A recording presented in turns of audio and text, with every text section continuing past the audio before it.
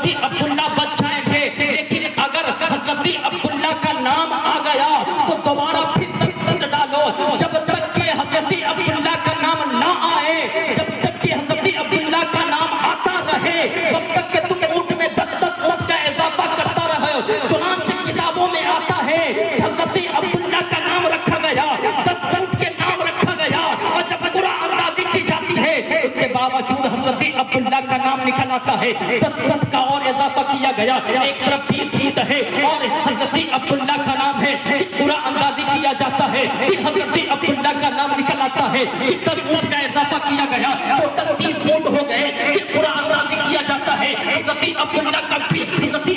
نام پھر سے نکل آتا ہے، کتابوں میں آتا ہے کہ یہی معاملہ چلتا رہا، 100 اونٹ تک کی بات آ گئی، ایک طرف 100 اونٹ ہے اور اس 100 اونٹ کے درمیان میں ایک پرچی حضرت عبداللہ کی بھی ہے، جب 100 کی تعداد مکمل ہوئی اور اس کے بعد قرآن اندازی کیا جاتا ہے تو اس کے بعد قرآن اندازی میں حضرت عبداللہ کا نام نہیں آتا ہے، اب اونٹ کا نام آتا ہے، اور اس طریقے سے اللہ رب العزت نے حضرت عبداللہ کی جان کو بچا لیا۔ اسی بنیاد پر نبی کریم صلی اللہ تعالیٰ علیہ وسلم ارشاد فرماتے ہیں انا ابن ذبیحین، کہ میں تو ذبیحوں کا بیٹا۔ سبحان اللہ۔ حضرات محترم، یہ اللہ رب العزت نے حضرت عبداللہ کو بچا لیا۔ اس کے بعد چونکہ حضرت عبداللہ جب بچے، اس کے بعد حضرت عبدالمطلب کو شادی کی لاحق ہوئی۔ مکہ کی کافی لڑکیاں چاہتے تھے کہ حضرت عبداللہ سے میری شادی ہو، حضرت عبداللہ مجھ سے شادی کرے، کیونکہ حضرت عبداللہ پورے مکہ میں سب سے زیادہ حسن و جمیل تھے۔ چنانچہ ہر لڑکی چاہتی تھی کہ حضرت عبداللہ کی شادی مجھ سے ہو جائے، حضرت عبداللہ مجھ سے نکاح کر لے۔ چنانچہ میں مختصر بتاتا چلوں، حضرت عبداللہ کی شادی پھر حضرت آمنہ سے ہوتی ہے، اور شادی ہونے کے بعد بھی چند مہینے ہی گزرتے ہیں، روایتوں میں آتا ہے کہ 4-5 مہینہ ہی گزرتے ہیں کہ حضرت عبداللہ تجارت کے غرض سے ملک شام کی طرف چلنے لگتے ہیں، اور جاتے ہوئے اپنی اہلیہ حضرت آمنہ سے کہتے ہیں، جو ہی حضرت آمنہ سے کہتے ہیں کہ اے آمنہ میں اپنی تجارت کے غرض سے ملک شام جانا چاہ رہا ہوں، ملک شام جا رہا ہوں۔ حضرت آمنہ جو ہی اتنا سنتی ہے آنکھوں میں آنسو آ جاتا ہے، حضرت آمنہ کہتی ہے کہ اے میرے سرتاج ابھی کچھ ہی دن تو گزرے ہیں، ابھی میں نے جی بھر کے آپ کو دیکھا بھی نہیں ہے، اے میرے سردار میں نے جی بھر کے آپ کو چاہا بھی نہیں ہے، اے میرے سردار میں نے آنکھ بھر کے آپ کو دیکھا بھی نہیں ہے، اتنی جلدی کس بات کی ہے؟ حضرت عبداللہ کہتے ہیں اے میرے شریک حیات گھبراؤ نہیں، میں آ کر کے تمہارے ساتھ کھانا بھی کھاؤں گا، میں آ کر کے تمہارے ساتھ کچھ لمحے بھی بتاؤں گا، میں آ کر کے تمہارے ساتھ پیار بھرے لمحے بھی بتاؤں گا۔ چنانچہ حضرت عبداللہ چلے جاتے ہیں، اور روایتوں میں آتا ہے کہ جب واپسی کے ایام آتے ہیں ادھر نبی کریم صلی اللہ تعالیٰ علیہ وسلم بھی ماں کے شکم میں آ جاتے ہیں، حضرت عبداللہ ادھر نکلتے ہیں، اور نبی کریم صلی اللہ تعالیٰ علیہ وسلم حضرت عبداللہ جب نکلتے ہیں تو نبی کریم صلی اللہ علیہ وسلم کی عمر کتابوں میں آتا ہے کہ اس وقت نبی کریم صلی اللہ علیہ وسلم کی عمر 2 مہینے یا 3 مہینے کے قریب ہے۔ چنانچہ نبی کریم صلی اللہ علیہ وسلم بھی تشریف لے آتے ہیں، نبی کریم صلی اللہ علیہ وسلم بھی شکم مادر میں آ جاتے ہیں۔ اب حضرت نبی کریم صلی اللہ علیہ وسلم کی ماں کا ذکر سنے، چنانچہ کتابوں میں آتا ہے کہ جب نبی کریم صلی اللہ تعالیٰ علیہ وسلم شکم مادر میں آئے تو نبی کریم کی والدہ کے جسم سے پسینے سے ہر چیز سے خوشبو ظاہر ہونے لگی۔ چنانچہ ادھر حضرت عبداللہ کی جب واپسی کا وقت آتا ہے تو مدینہ کی سرزمین پر جب حضرت عبداللہ پہنچتے ہیں تو قضاء الہی سے وفات کر جاتے ہیں، حضرت عبداللہ کا انتقال ہو جاتا ہے۔ حضرت عبداللہ جب انتقال کر جاتے ہیں ادھر نبی کریم صلی اللہ علیہ وسلم کی عمر 4-5 مہینہ کی ہوا، 4-5 مہینہ ہی ابھی شکم مادر میں ہے، ادھر حضرت عبداللہ انتقال کر جاتے ہیں۔ حضرت آمنہ اپنے آپ کو بڑی مشکل سے سنبھالتی ہے، اپنے آپ کو بڑی قابو میں رکھتی ہے، بڑی مشکل سے سنبھالتی ہے، اور کتابوں میں آتا ہے حضرت آمنہ فرماتی ہے تو میں نے آپ کو بڑی مشکل سے سنبھالا، اور اس کے بعد ہر مہینے ایک نہ ایک نبی آ کر کے ہمیں خوشخبری دے رہے ہیں، ہمیں بشارت دے رہے ہیں، ہمیں خوشخبری کا مدعا سنا رہے ہیں۔ حضرت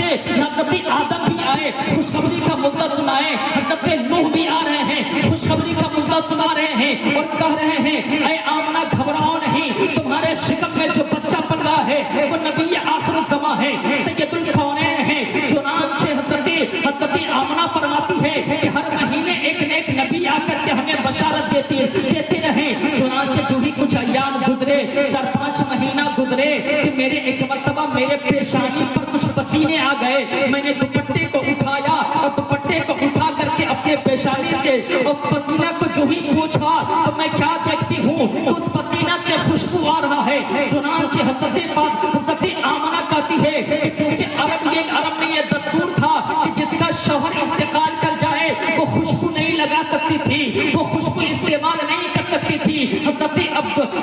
آمنہ اس بدگمانی کی وجہ سے کہیں دوسری عورت یہ نہ کہنے لگے، کہیں دوسرے لوگ یہ نہ کہنے لگے کہ حضرت آمنہ خوشبو استعمال کر رہی ہے، اس لیے حضرت آمنہ فوراً جاتی ہے، دوپٹے کو دھلنا شروع کر دیتی ہے۔ لیکن کتابوں میں آتا ہے کہ جس قدر دوپٹہ دھویا جا رہا ہے خوشبو اور زیادہ پھیلتی جا رہی ہے۔ حضرت آمنہ تنگ آ جاتی ہے، جو ہی ایام گزر رہے ہیں خوشبو میں بڑھوتری ہوتی جا رہی ہے۔ پہلے سے پسینے سے خوشبو آ رہی تھی، اب جسم سے خوشبو آ رہی ہے، جس راستے سے گزر رہی ہے خوشبو سے معطر ہو جایا کر رہا ہے، جس راستے سے حضرت آمنہ چلی جا رہی ہے وہ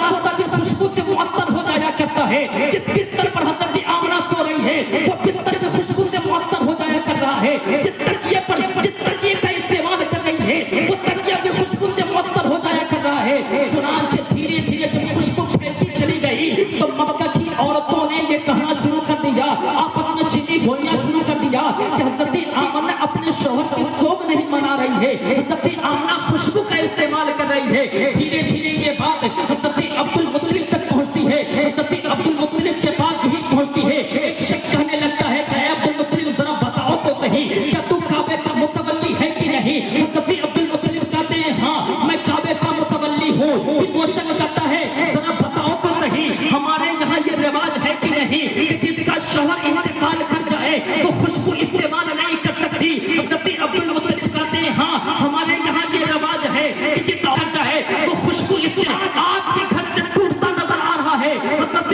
آمنہ خوشبو استعمال کر رہی ہے، حضرت آمنہ خوشبو استعمال کر رہی ہے۔ چنانچہ جو ہی حضرت عبد المطلب اتنا سنتے ہیں نگاہیں جھک جاتی ہے، سر نیچے کر لیتے ہیں، شرمندگی کے ساتھ اپنے قدم کو گھر تک بڑھاتے ہیں اور جو ہی گھر آتے ہیں حضرت فاطمہ سے ملاقات کرتے ہیں۔ کون ہے حضرت فاطمہ؟ حضرت فاطمہ وہ ہے جو نبی کی دادی ہے، نبی کی دادی کا نام حضرت فاطمہ ہے۔ چنانچہ حضرت عبد المطلب اپنے شریک حیات سے ملاقات کرتے ہیں اور کہنے لگتے ہیں کہ ذرا بتاؤ تو صحیح مکہ کے لوگ یہ کہہ رہے ہیں، مکہ کے لوگ کہہ رہے ہیں کہ حضرت فاطمہ خوشبو کا استعمال کر رہی ہے، ذرا جا کر کے تو پوچھو کہ کیا حضرت عبداللہ کی اب یاد نہیں آ رہی ہے، حضرت عبداللہ کے پیار کو بھول چکی ہے۔ چنانچہ حضرت فاطمہ جو نبی کی دادی ہے کہنے لگتی ہے کہ اے میرے سرتاج میرے دل میں بھی ایک مرتبہ خیال آیا تھا، اسی خیال سے میں نے آمنہ کے پاس گیا اور جا کر کے میں نے پوچھا